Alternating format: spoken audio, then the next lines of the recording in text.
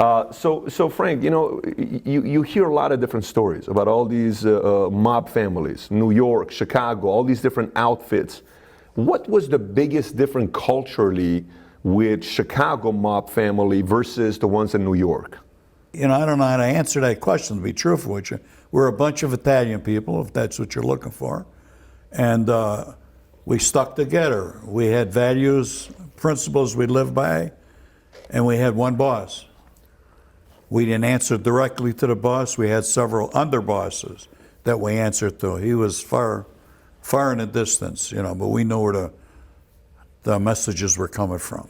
So so that's one of the things I wanted to touch up on. So New York had 5 bosses when Lucky kind of divided everybody up and everybody went through the 5 bosses and then they would kind of work together. Chicago was under one boss. What do you think was the difference and the benefit of having 1 versus having 5? One boss, one leader, let's say, it's not as confusing for sure.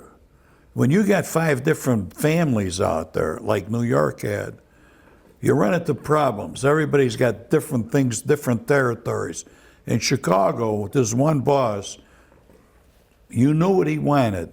He had different made men around him. They were called made men. And these guys had territories. So if you worked for one of these made men, you knew that he was getting the orders from the underboss of the head guy. At that time was Paul Ricca. Mm-hmm. He was the boss in Chicago from 1962 to 1972. They call him Paul the Waiter Ricca. Accardo went into retirement. But as soon as Ricca went back to jail, or died, then Accardo takes over temporarily. And then he puts somebody else to control things. And at that time, they used a guy by the name of Jack Cerrone. And then when Jack went to jail, it could go on and on.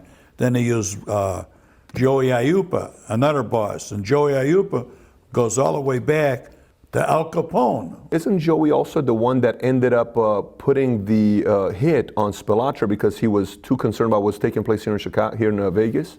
Joey Aiuppa was in penitentiary at the time for the Las Vegas skim. If he was out, Tony would have probably never got murdered. The guy that put the hit on Tony Spilotro and his brother Michael was named Joe Ferriola. We used to call him Joe Nagol. But why do they say Joey Aiuppa did? A lot of articles talk about the fact that Joey put the hit. Joey Aiuppa was in jail. He was very close to Tony. Very close to Tony. And that's one of the reasons Tony became the guy he was, because of Joey Aiuppa. The only thing I believe that Joey Aiuppa was thinking about at that time was getting out of jail. He's an old man, they put him in jail. Got it.